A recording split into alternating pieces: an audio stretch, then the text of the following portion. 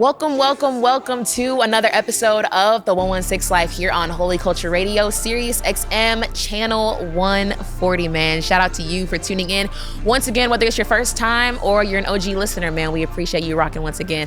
My name is Meah Evans. I am one of your hosts, and I got the fresh but subtle, humble man, talented Ace Harris in the building. How you feeling, Ace? What's up? What's going on, man? I'm feeling good. You know, rocking the hat, Ultra Aesthetics. Which is fire. Loving this jacket too. Bro, dope, man. 2nd Street. Oh, 2nd Street you put is me fire. On. Oh, that's the one. Okay, yeah. You put me on. Pulled up. Yeah, they prices be good sometimes. Sometimes. You gotta like catch them at the right time. Them. Sorry, my mic is like so low. I'm trying to bring this thing closer. All right, there we go. Yeah, I feel like I'm feeling good right now. Feeling like, you know, just been navigating like reach stuff, building this brand. Just excited to kind of let this year kind of close out. So yeah, real smooth. Listen, we're gonna close things out this year with an artist who was coming back. I can't even say artist because, man, she just wears so many hats, man. A radio host. If you're in a single season, she is your coach if you need it. Even beyond that, being a phenomenal friend, minister, wife, you know, so many different things. And listen, y'all, she's back here on the 116 Life. We got my sis, Queen Lee, is in the building. What's going on? How are you feeling, so sis? excited. So glad Ace is here this time. Finally, because right? Ace wasn't here last time. But we got to talk about a lot of single stuff. That stuff went viral. That stuff went crazy. Yeah, it said 500,000 views. What? The 116 Oh, that yeah, I did I think about I singles. saw some of those clips. Yeah, it was- said like 500,000. Wait, on which platform? On TikTok, right? Yeah, on TikTok and on my page. It was all on my page. Because I remember I was scrolling through TikTok and I was like, I know her. Once you sent me the clips, I posted that one specifically. That one went so dumb. The girl's just so happy to talk about singleness and talk about, you know, marriage and then life after discipleship training school. They were so happy to talk about it. I was rewatching the episode and I was like, this is one of my faves. Because was like we were so able to just like good. dive into like, I'm not gonna lie, the disciple stuff, diving into that, hearing like what you learned from it. Watching it yesterday, I was like, ooh, that was good. Ooh, she dropping so many gems. Yeah. So sis, I'm happy you're back. Describe what the season of life is looking like for you. These past couple okay. weeks. So the season of life right now looks like, oh my gosh, so much faith. Okay. So I haven't even told nobody this like out loud yet, but I just recently this week, the Lord told me, I need you to step out on faith. I need you to quit that job. So this Monday, I put in my 2-week notice. Oh my She's goodness. fresh off the faith, but she's fresh. So you can imagine with me being fresh off this 2 weeks notice, it's like, it's looking like a lot of obedience. Of course, you know, you feel nervous and all the different things, but just all the opportunities that have been coming to me, it just wasn't going to make sense to be building somebody else's company and not working on my own. You know what I'm saying? And so it was a lot of things that people was even asking me to do, stuff they was asking me to be a part of, and everything. I'm like, well, it has to be after 6:30, and everybody's like, I'm supposed to work after 6:30, like, you know. And so it was just so hard, and I was like, I woke up that morning, I was like, Lord, am I about to get fired because I'm feeling this crazy release? And then it's so crazy because I had a meeting on my calendar for my manager, like abrupt, like it was just suddenly. And I was just like, okay. And so I click on it or whatever, and I'm like, she's for sure about to fire me because what I'm feeling right now is insane. Like it was I just felt this crazy release, and that's not what she wanted to talk to me about. And so we get off the chat, and I'm praying. I'm in prayer. And I'm like, Lord, I don't know why I feel this. Like, this is feeling so crazy. And so I'm praying. And I was just like, Lord, I need you to give me some confirmation if this is really what you're saying. And the minute I said that, my husband texted me and was like, do not be afraid to chase your dreams. I got us. I'm going to support us. And so I put in that notice right when he said that. And so literally, 4 days ago, literally just put that in. So yeah, it looks like obedience. It looks like faith. Look like on the water.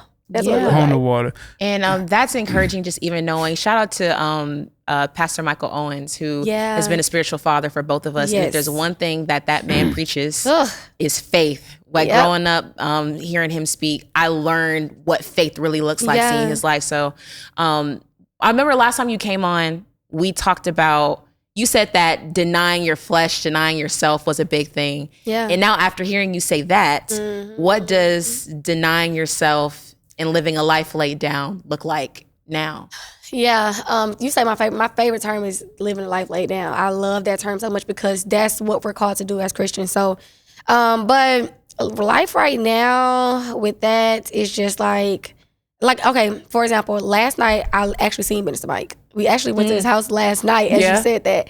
And he was just speaking so much faith in us. And he just started prophesying. It's so crazy because after I put in my 2-week notes, I told the Lord, I was like, because I'm at a bigger church, now I'm not at the intimate church no more. I go to Change Church now. And because I'm here, it's not as easy to get prophetic words. It's not as easy for somebody to just come speak into your life. You know what I'm saying? So you got to be doing that for yourself. And I said, Lord, I need you to, send that confirmation. And whether that's through a person, whether that's through your word, whatever that's through. And we went over there last night. And Minister Mike didn't know much about the season that we were in. And just say me and my husband left crying, okay, in tears because the Lord just gave, like, he poured out so much. And so life laid down right now literally looks like the Lord literally just like being the supplier. Like, we cannot, like, it's like, how can I say that this is my dream? This is what I feel like the Lord is telling me to do, but I'm not even taking the steps to fully be engulfed in it. Yeah. You know what I'm saying? Like, it's time for me to fully be engulfed in rap. It's time for me to fully be engulfed in coaching women and helping them in their singleness. It's time for me to really be engulfed in, like, I want to be a mom. You know what I'm saying? So all these different type of things, I'm like, I was never going to do this on no job, Lord. This was never going to come by no job. So that's what living a life laid down looks like. Giving up everything so that, like, giving the life that Jesus gave up for you back to him. Like, I'm giving him my life back and I'm giving him a fresh yes. So in this season, it's like quick obedience and a fresh yes. Yeah. That's great. I have a question for you. So you said something earlier that I want to call out. You talked about how when you your husband had texted you. Yeah. And shout out your husband. Great dude. I met him a couple times and he was like, don't worry about what the fear may be looking like. I'm going to take care of you. Yeah. I mean, obviously that's a man submitted to God saying that. Talk about being a black woman in Atlanta, coming out of singlehood. How did it feel to hear your husband, a black man, say that to you? This is what I would say, and a lot of women probably not gonna like this response, but I feel like I'm only able to receive that from my husband because I'm submitted to him. If I wasn't submitted to him, I would be like, I can't trust that. I don't know about that. You know what I'm saying? Like, I'm too scared to put, because it was a point in my life where I was afraid to put, because my husband does a lot of stuff with my music now. He's basically like my manager. And so when I'm in these industry parties and in these rooms and stuff, he's in the corner talking to whoever. He's done it with you before. Like, he's going to be talking to whoever, who's more important in this room. Who do I need to leave with a contact with by tonight? You know what I'm saying? Making these connections and stuff. And so even giving him a piece of that was a lot for me because nobody has ever really helped me when it comes to music. I've been figuring it out by myself for a few years now. And so to have that help has just been phenomenal, from being single to being obsessed with marriage at one point. Going in every room thinking that my husband could possibly be in here, not wanting to miss an event. Like, you invited me to worship night, that must be God. My husband has to be in the room. I'm like, I don't need to miss nothing. Like, he must be, God breaking down being obsessed with marriage and building me back up, and me really walking in abstinence, and me really being content in singleness, and to the point where I wrote a book about it. It's like women are really loving it, gravitating towards it. I remember you told me you reached for it recently. I wrote in my book last week. My book get all my writings. Okay, I love that. And so to go from that to a man being like, I'm submitted to him, so it's safe for me to be submitted to him. It makes it so easy. Well said. Yeah. Thank you. That's fire. Very well said. When it comes to marriage, because I think last time you came on, you were just engaged. Yeah. So, oh my gosh, so much has happened since last time you came on. So what has been the biggest takeaway you've had with being married? Yeah. I think it's cool. Go back to what you just asked me about, like, dying to self. I think it's so many things as wives and as husbands that you don't understand how your partner could think a certain way about something. I'm like, how does that make sense to you? You know what I'm saying? Like, women and men, God created us so differently on purpose. Like, we're not supposed to be, 100% whatever. And I'm not supposed to think the way you think. But when we think, I forgot who told me this, but they said, y'all don't need to, Dr. Darius Daniels at a couples retreat, he said, the key is to not think alike, is to think together. So you put your difference and I put my difference, and we come together and say what we thinking and how our brains work. it helps. And so God literally told me, he said, the reason why I didn't give you a man that was 100% every single thing that you asked for is because, you know, it keeps you at my feet. That's fire. Having a spouse that is not 100% every single thing. That's why I be telling girls, like when I be coaching these girls, I be like, please don't think he about to get a Ken doll. The Lord, you gonna ask for these things, and the Lord on purpose not gonna give you, he might not come with that so strong in his word type of relationship with God, but he can have a strong, faithful, committed walk with God. But you might be the one that's in your word more, or whatever it look like. Even if it's the job, financial things, whatever. Everything is probably not gonna come all together because it wouldn't keep you at God's feet. A broken spouse keeps you at God's feet. So that was my number one takeaway from just a year of marriage so far. That's so good. My mentor, shout out to, and you're friends with her, TK Lee. Oh yeah. Said that I'm not gonna lie to you, I just learned that. You know, recent, like probably like this past week. Yeah. Of just the fact that you're not going to get everything you want in a spouse. Just because also just as women, how Eve was a helper to Adam. Yes. And she was the solution. So here it is, you pray, you yearn, you desire marriage, and it's like, well, you're the solution to it. So like, even if you don't get everything you want, you could be a solution to him. Have you found yourself even in like that, in the same way your husband's been helping you? How have you found the ways where you're able to strengthen him with your strengths and his weaknesses? Yeah. So my husband has a Christian clothing brand called Kingdom Clothing. It's doing phenomenal right now.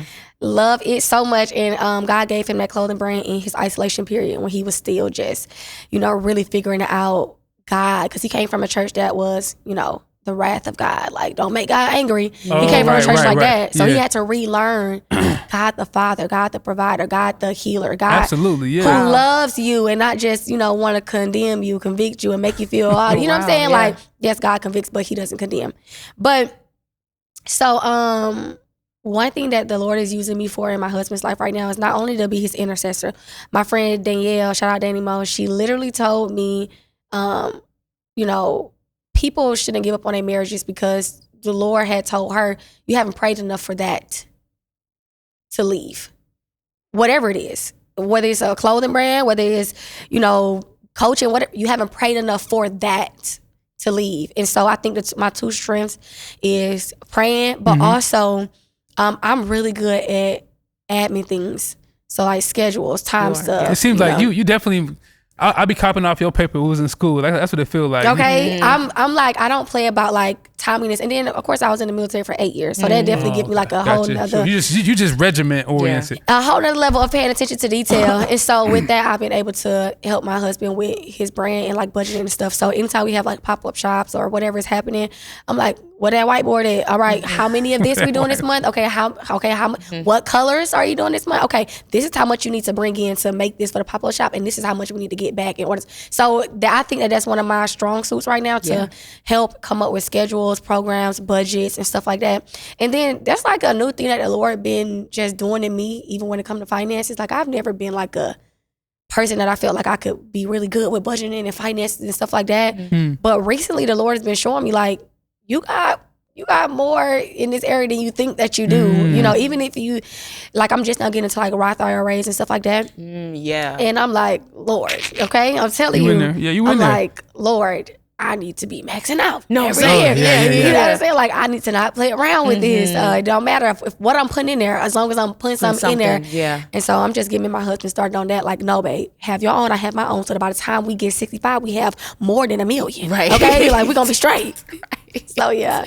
No, I feel that heavy. Listen, when we come back, we're going to talk about a lot of things. This new EP that is out that's going crazy and a lot more. So don't go anywhere. It's the 116 Life here on Holy Culture Radio, Sirius XM Channel 140. Ace Harris, Meah Evans with Queen Lee. We'll be right back. Welcome back, y'all. This is the 116 Life on Holy Culture Radio, Sirius XM Channel 140. Here with Meah Evans and the amazing Queen Lee.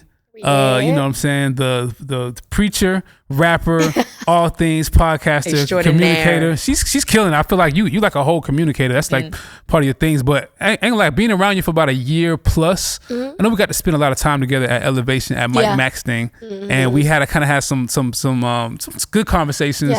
And I promised you something, and I was like, I was about to do this for like a year. I gotta follow up with Queen. And I wanted to make sure that we could like provide a space to give some feedback on some music and work on a song. Shout out to Summer Playlist. It happened. Shout out to Ace. Definitely kept his promise. You know, it's not a lot of people in the space that do that. So that's why when you text me, I was like, well, it's that, and I ain't gonna lie, Queen is kind of like a no frills type of person, so she gonna let you know what it is, and so when I was at her podcast in 2023, I think, for the one we was doing a Summer Playlist like promo campaign.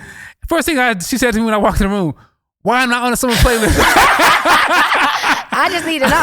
I was like, "Yo, hello, nice to meet you." Right. I need to know. Like, have you heard me? It was like, "Yo, cool, you the guy. Okay, so why not on the playlist?" I was like, "All right, got it." But I mean, once I got to know your character, although she's genuine, you really love the Lord. Yeah, that's a big thing for me. So, and so when I was working with you in the studio and to see how you kind of move in the room, I was like so curious about like your backstory, because you definitely have like a very nurturing spirit and the way you care for others. So it made me ask, like, what's more about your family background? How many siblings you got? Like, who's your mama? Who's your daddy? Like, what? Like, go into that a little bit. Okay, so I have 5. Okay, so I have 5 siblings. It's 5 of us on my mom's side, so it's 4 siblings, including me, and then not including me, so it's 5. And then my dad has another 2. So I'm the second oldest of the 5. I'm the first oldest on my dad's side. Gotcha. Okay. And my dad and mom was together for like 14 years. They never married, but they was together for 14 years. My dad is from Florida. He lives in Florida still now, but he used to live here. When I was in elementary school, we actually all lived together like a family. Like, it was all of us. This is before my little sister was born and my 2 little brothers that's with my dad now. But I definitely had to grow up very quickly, which is how you see, like, you're young, but you're also very, that's because I had to grow up fast. When I was in high school I graduated in 2015. So when I was in high school, right before my graduation, my grandmother passed away. And I love my grandmother so much. And my grandma is actually, I'm not gonna say she introduced me to God, because I didn't really like know God until I was 20. But I'm gonna say that once I did get saved, I was like, I wish she was here to see this, because my grandma, you never see her without her Bible. She gonna walk around with that Bible 24/7. Life wasn't perfect, okay, but she was walking around with that Bible, and she was telling us like, y'all need to get y'all a Bible, X, Y, Z, or whatever. And of course, I'm in middle school, high school, so I'm just like, whatever. That's not what I'm trying to do right now. Yeah. But yeah, so definitely had to grow up fast. I joined the military when I was in 11th grade in high school. And so I did this thing in the military called split option. So it's basically like you go to basic training during your summer, going to 12th grade, you finish your 12th grade year, and then go back to training right after. Wow. And so that's what I did. I did basic and AIT, split up. And when I came back from basic training, I bought my first car. I was 17, bought my first car, and it was crazy because I had my little sister who was in elementary school, my little brother who was in middle school, and me and my sister that's right under me, we were 1 year apart. She was in high school with me. We were only 1 year apart, and I was waking up 5 o'clock in the morning, taking my little sister to elementary school, taking my brother to middle school, taking both of us to high school, coming back after picking my sister up from daycare, picking my brother up from football practice, and then getting me and my sister home. And so I did that, because my mom was a single mom ultimately, and so she's working a lot. And so I became like, and my older sister, she had a hard, life. She got kicked out of schools and stuff growing up, fighting a lot, riots. Like, it was just a lot of stuff going on. And, she even called me like her big sister, even though she's like 4 years older than me. Wow. She'd be like, that's my little big sister, because I took care of a lot, you know what I'm saying? And once I got a relationship with God, I never forced God onto none of my siblings. I was very graceful with it. You just start to see my life change. And whether you want to follow suit or not, that's up to you. You want to come to church with me? Cool, you can come to church with me. But I never was the type to just shove God down nobody's throat. I feel like if they not receiving you, you dust your feet off, go to the next place. You know what I'm saying? I don't supposed to sell Christ to you. You gonna see it by my life, and if you're convinced, then hey, you can give your life to him if that's what you choose to do. But so once I got saved, I kind of started living more so for me than my family at that point. And so I moved out. And how old are you this time when you moved out? How old 22. Okay, so you was a really grown 22, something responsible and You bought a car at 17. Yeah. I was driving to and from school every day. Every day of senior year, I was driving. And then I literally had a few jobs. Like I was in the military. I worked at Wakefield on Glenwood on the east side. Wakefield and Glenwood. Yep. I worked at Wakefield. And then I also worked at Amazon. I worked at Wingspot. I had like 3 jobs at one time. But it's because I loved money at that time. Like that time it was like, oh, I gotta get it by any means. Like I had to have like money. I had to have like so much money in my pocket. And but yeah, so I get my first apartment. And this in 2020, get my first apartment. And crazy enough, I started doing lashes, and the Lord said, "Quit your job, just do lashes full time." And that's the first year I started doing music. I put out the mud. That was my first time dropping. That was so let me ask you this: what made you want to like put out music? Okay, first. So and this was Christian rap at the time. Yeah, I never started in secular music. Okay. I never wanted to be a rapper. You had some freestyles back then. I had I was in this music group in middle school. Are there any tapes? No, just kidding. No. I was in middle school, and crazy enough, it was called F Love Get Money. Okay. Yeah, and I told you I was it's so crazy because I tell people now the second part of that name you kind of was on. I was on, you know what I'm saying? And I joke now, tell people it's crazy because now I'm rapping for the love and not for the money. Like it's crazy. But anyway, so I was in this music group or whatever, but that was like middle school. My point in life, I wanted to be a realtor. Like I really wanted to be in real estate. I went to college for psychology. Like I was like, I also want to be. Oh, you're like a little overachiever type. I knew I was supposed to be a talker. Like I knew that. Okay, I'm getting you now, Queen. You were the ace. You was the top of the class. You was the networking. Yes. It's so crazy because people tell me that now. Like when I ask my friends, like, what's their favorite thing about me? They be like, you are so determined. If you say I'm about to do this thing. By next year, we're going to see you with this thing and moving in this thing. And so, before I met my husband, my vision board was Airbnbs. I'm about to invest in these properties. I'm about to, I was so ready to because I had got content in my singleness. So I was so ready to just move forward, be so empowered, women, independent. I thought I was going to live that life for a minute. God said, I gave you 1 year. Okay? 1 year, then my husband came. Anyway, so rapping, right? So I had this rap group and I was like the best rapper in it. Everybody else was playing around, but I literally didn't think nothing of it. So high school, of course, it dropped off. We don't do that no more. But I fall in love with Nicki Minaj. Like I'm talking about, don't rap her songs around me if you don't know the words. Don't be mumbling. I don't like when people mumble. Say the lyrics or don't sing the song. I was one on YouTube studying the lyrics, and so I can go around people rap the whole verse. You don't know it? You're not a Nicki fan. You don't know it, you're not a Nicki fan. You're not a barb for real. No, you're not a barb. And so I got so inspired by her because I'm like, how's that age? I'm just kidding. Listen, now I'll take a shot. Listen, shout the out last Nicki. album I listened to of hers was Queen. I think Queen came out in 2021. Yeah, I think so, yeah. Or 2020. Yeah, 2021. That was the last album I listened to her and I don't know none of her new music anymore. Tell us to log off that Twitter, that's all. But I love her though. I do love Nicki, and I think that Nicki does love the Lord. I think that she's just in a lifestyle where she gotta choose. Yeah. You know what I'm saying? Yeah. That's really that. Yeah. But so basically, when I was in that apartment, right, the Lord, before that, because I put out my first rap on Instagram before that. Put out my first rap in 2017. But I didn't start, I didn't make a song till 2019 and then put it out in 2020. Gotcha. So the Lord, it was this challenge going around. It was called the Back in the Days challenge. And it was this, you know how everybody had this one beat that everybody using and doing their challenge. And they talking about what happened back in the days and what they doing now. And the Lord was like, do it. And I'm like, you telling me to rap and post it? This was a fun thing I did in middle school. I don't know about this. And so the Lord literally gave me the lyrics in 10 minutes. I recorded it, posted it, and it went crazy. And that's when Glow hit me up. And Glow was like, the Lord told me you're supposed to be on my album. He was the first person to put me in the studio. So that's how we got Jesus Love Me. My first time really rapping in a studio. Yeah. And then I was like, Lord, are you telling me to do this? I didn't care about music so you bad. Didn't really, you weren't that into it. I was not fazed by music. I'm like, I don't want to do this so bad. I'm going full throttle in.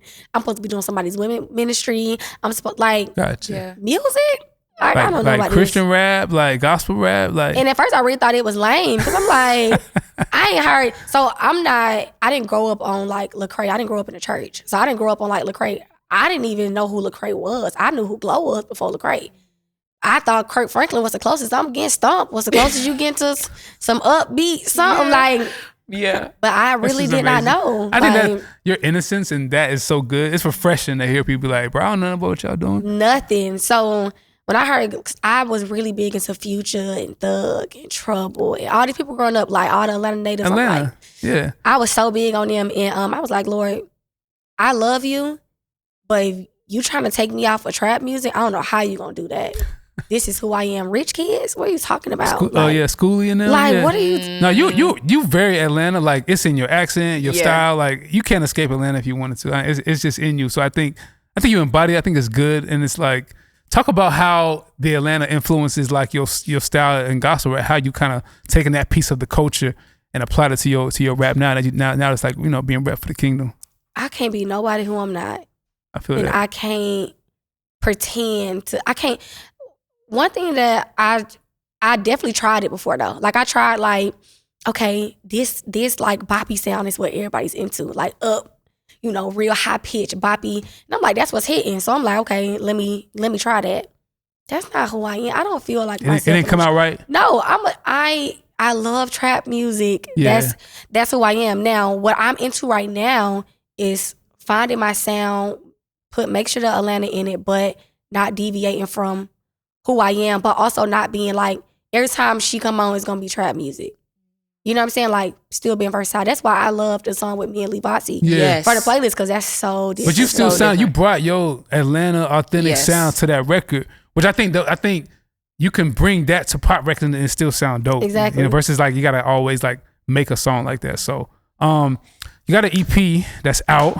Mm-hmm. That's fire. I've been jamming it this morning. Talk about this EP, this music that you're working on. This is your first. Talk about how that feels. And we can get more into it on the next segment too. But yeah, I'm not gonna lie, this feels so good because it's like, okay, the fact that, okay, I remember the first time I got invited out to do something, and I think it was Few. He was doing a speed racing video, and he was like, I want to really, use women that are impactful right now. That's like Christian hip hop and stuff. And he invited me, and I'm like, do y'all know that I had one song out?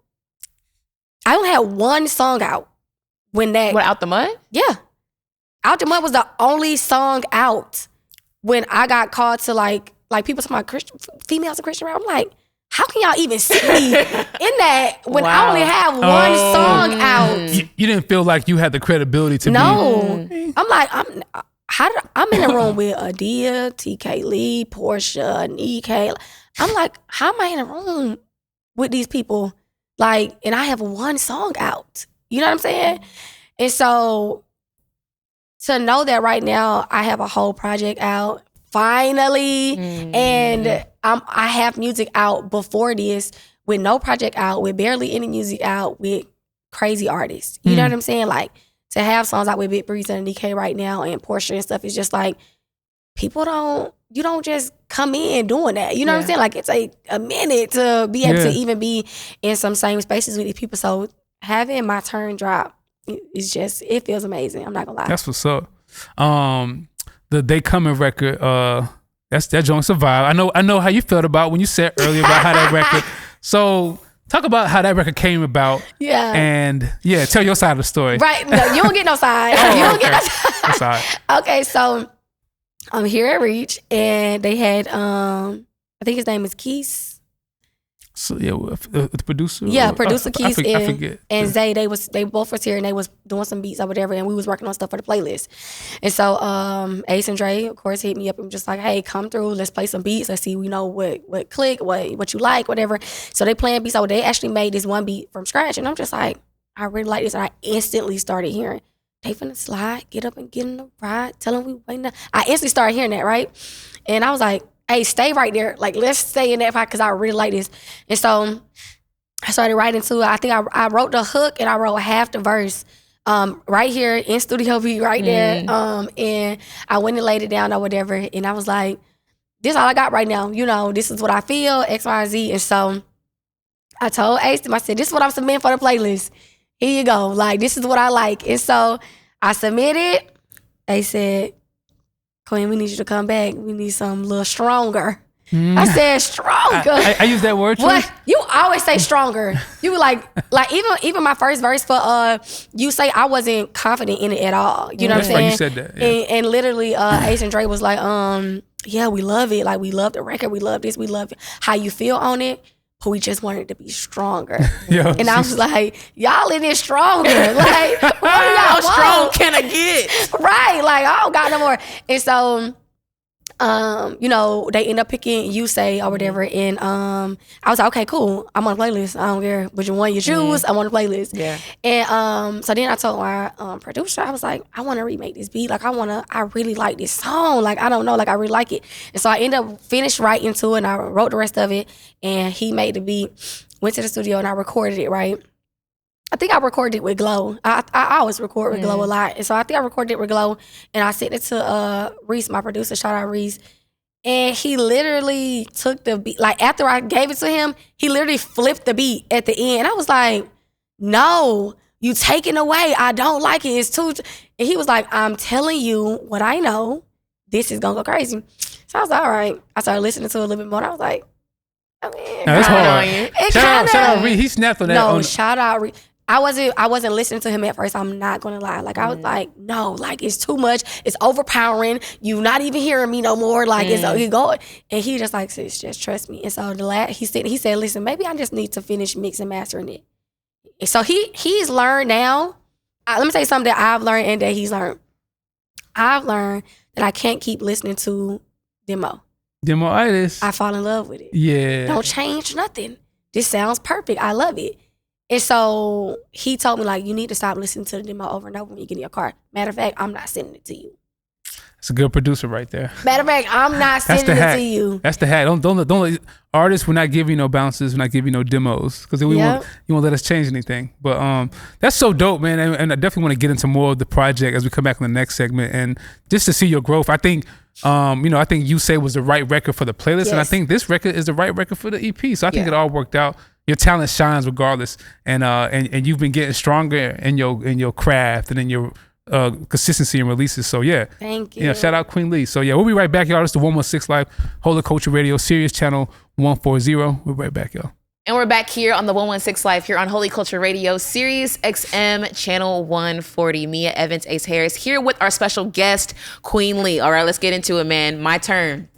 It's out. What made you determine, okay, now it's time for me to drop? And because you said finally, so it's like, what was there something that happened that made you realize, okay, now this is the right time for me to go ahead and lock in and drop this EP?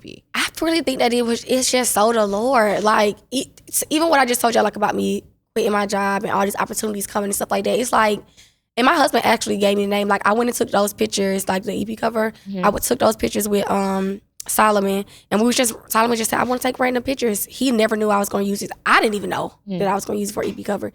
And when my husband saw the pictures, and I'm talking about this was back in like July.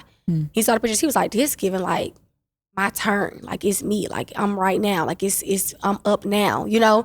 And I was just like, I really like that, my turn. Like, I really like that. And that's what I currently feel like in my life right now. Like, I really do feel like it's my turn. Like, I watched a whole movement happen. I've watched the women in Christian hip hop. I've watched even the women in Christian R&B come up. Like, I've been watching that whole movement, and I'm like, I just feel like right now it's my turn. Like, it's finally my turn to drop. It's finally my turn to like Ace said, I'm really about to be in my bag right now. Like, writing. Like, this is about to be the season where I really can cultivate like Queen Lee's sound for real. And so to me, this is like an introduction. Like, hello, like, this is who Queen Lee is. This is the type of music that I want to put out. But I also, if you listen, I want to make sure you understand that it's messages behind what I'm saying. So even a record that you like, they coming, that's about discipleship. Like, it's about us going to, like, they finna slide, get up and get in the ride, tell them we waiting outside, tell them to come, we on the sum, saving each soul to the souls A1. That's about us going to get people. Them getting saved, they coming now. Like, it's the time is now. It's up. Like, it's no more waiting, no more lackadaisical Christian living, like no more lukewarmness. It's time to go get people. It's time to make disciples and make them come. Like this is what it's about. So yeah, that's my turn in a nutshell. I love hearing that because that makes so much sense, you know, with Anike bringing you in and Portia, and then of course the Reach playlist. It is time for people to now hear you. And one thing that I admire the most about the EP is that, I don't know, Lee, you have a certain boldness about you, genuinely just for even your persona, but of course specifically for the kingdom.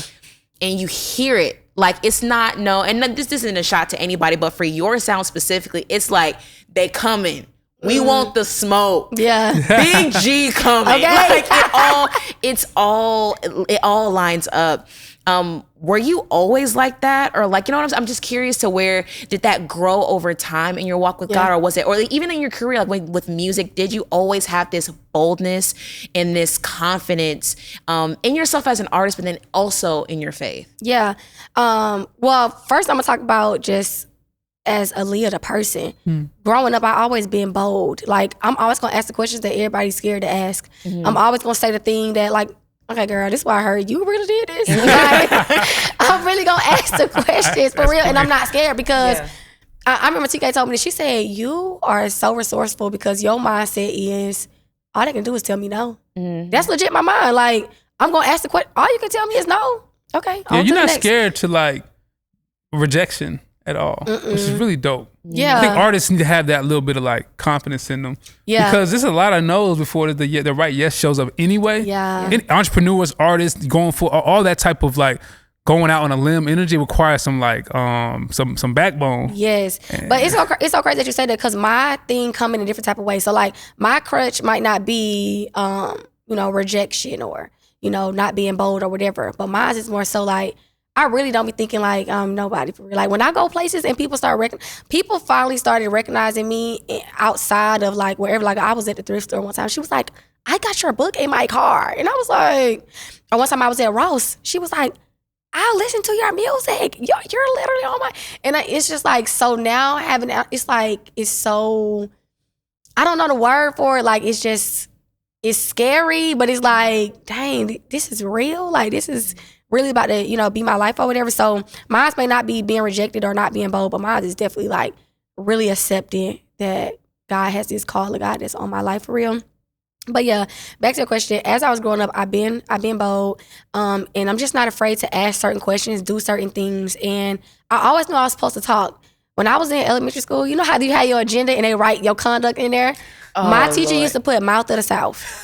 Like, this girl won't stop talking. Like, it don't matter. And she don't change my seat. Guess what? I'll make a new friend. Right. Like, you're one of them. You move me from my friends.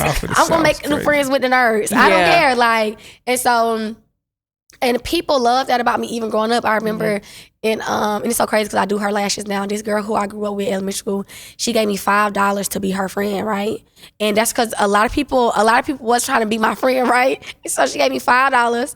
And I told my mom, I was like, little girl gave me $5 to be her friend. I don't even like her, but I'm still just about to act like her friend. I want to go to the store. She was like, go back to school and take them $5 back to that girl and give her money back. Anyway, that was lame. But yeah, it's literally been like that my whole life, like just being bold and not afraid to speak up. When it comes to that boldness and working with your producer, but also learning to trust him at the same time, what has that been like for you? For someone who is bold, will speak their mind, but also like the rhythm or balance of speaking my mind, but also learning to trust those around me musically. I think the first record that made me super quadruple trust my producer was Big G. Like I've been trusting him, but like this was like a whole nother level.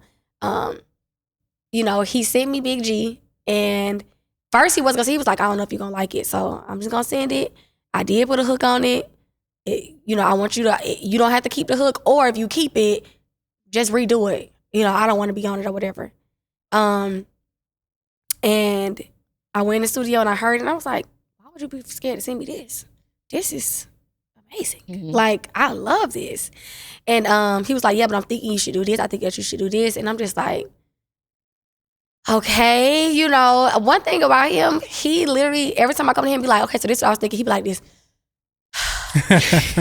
He like, lay it on me. Like, what is it? Like, I got pencil and paper. What's the feedback? And so it always be so funny because he just be like, you know, what you got or whatever. But he even started trusting me too because a lot of people don't know, but that's my producer on the Big G Hook.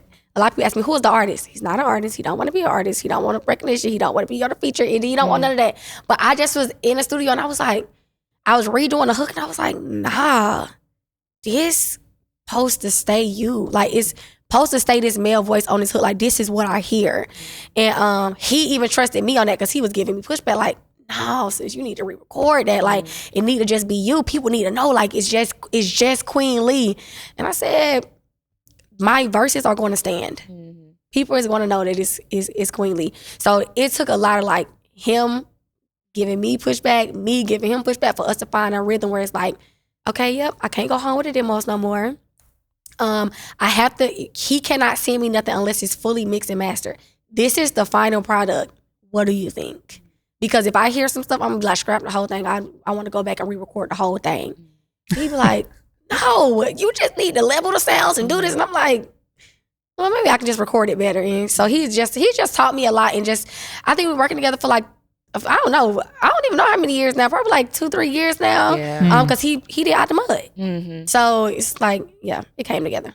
That's dope. And talk about just your growth in your craft and your writing that has like, in my opinion, gotten stronger. Yeah. Talk about what drove that and how you like, and what is your process in terms of pulling scripture, testimony, like the lyrics on these records? What's the arts and heart behind it? Yeah. I think the difference between my previous singles and this project is I'm in a place where I'm desperate with the Lord for music. So whereas before I do music once every 6 months, I don't care. You know what I'm saying? So he wake me up with a song because the Lord like wakes me up with lyrics a lot too, or I just hear it in my sleep. Mm-hmm. And so he'll wake me up with something. Okay, I'll drop that probably in 6 months. You know, I'll write it, drop it, record it, and just sit on it. And I'll probably record that in like 6 months and probably put it out the next year. Like then that's how much I didn't care about doing music. I'm in such a place right now where I'm desperate to hear from the Lord for music because now it's about to become my number one source of income. Yeah. And we all know how hard it is to break out and really make money off of music for real.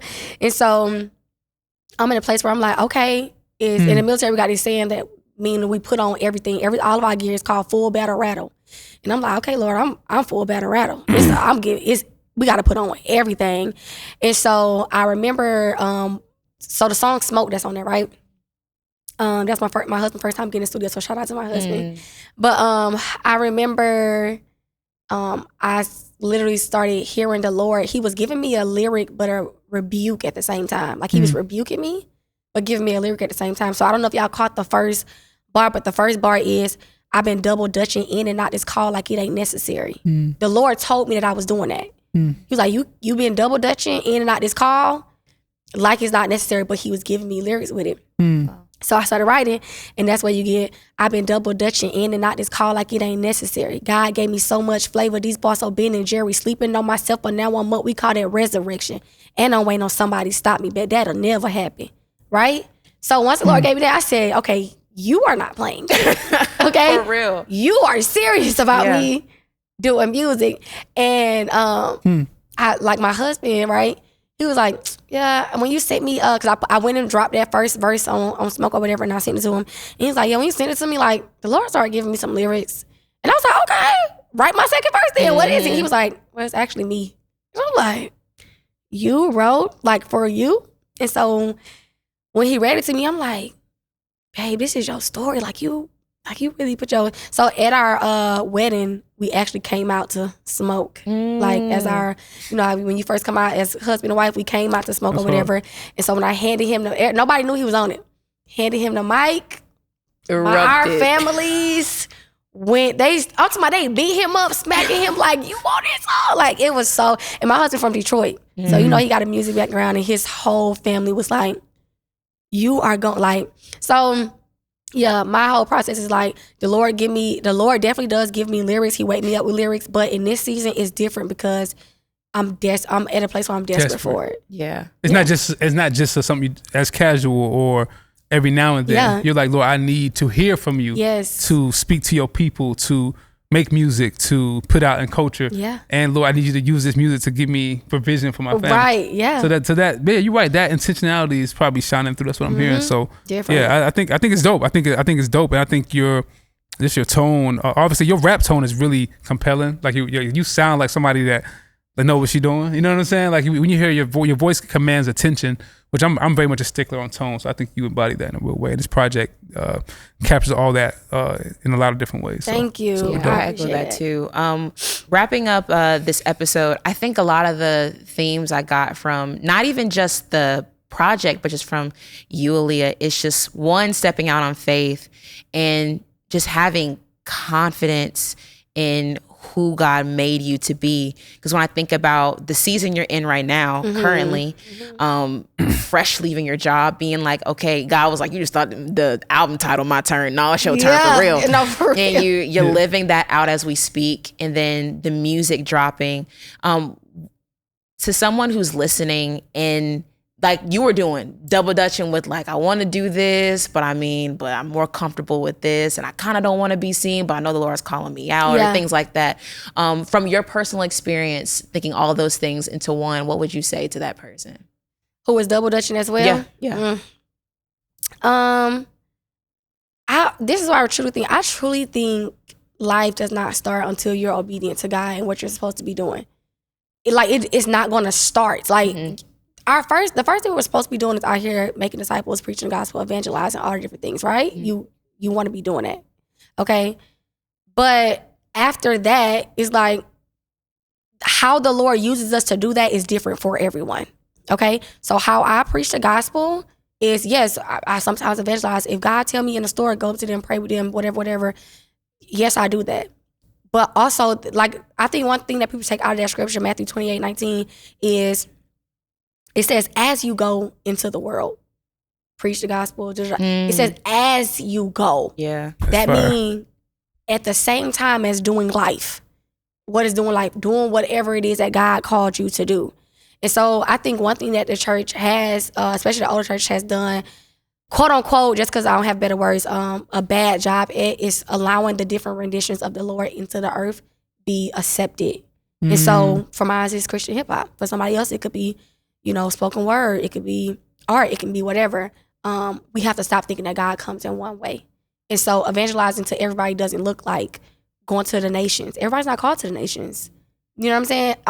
My music will probably go to the nations. You know what I'm saying? It will go to the nations.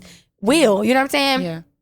People's art, people's craft, beats are anointed. You know what I'm saying? Like the different things that people do, that's you being called to the nations. It doesn't look the same. Everybody's not called to be a missionary. You know what I'm saying? And so I think that I was like literally tell that person, whatever, the Bible also says this, make a careful exploration of who you are and the work that you have been given, and then sink yourself into it. That's the word of God. Make a careful exploration. That means you're carefully asking God, what am I supposed to do? Then if he say turn right, you turn right. If he say go left, you going left. That's carefully making an exploration. Like, this is where you want me at, and the work that you've been called to do in that arena, and then sink yourself into it. This is me in this season, sinking myself into the exploration that I found over the past couple of years, me being all in with music. And so, yeah, I would tell that person, make a careful exploration, sink yourself into what God is calling you to do, and know that your life will not fully start without being obedient to God. Well said. Nothing else needs to be said. Listen, with that being said, make sure you guys go get My Turn, man. It's out right now on streaming platforms. And make sure you guys go follow Aaliyah on social media. When I tell you there's so many avenues and platforms that she can be able to speak into your life, it's just something that I have suggested so many people to. So be sure to take that to your friends, your loved ones, anyone. And shout out to you, Aaliyah, for just being obedient. I just admire your obedience and how you're able to just be so so locked in for the things that God has you doing. I'm happy you were able to share all those things. And shout out to everyone that was tuning in once again to another episode of the 116 Life here on Holy Culture Radio, Sirius XM Channel 140. Queen Lee, Ace Harris, Meah Evans signing off. We'll see you guys next week.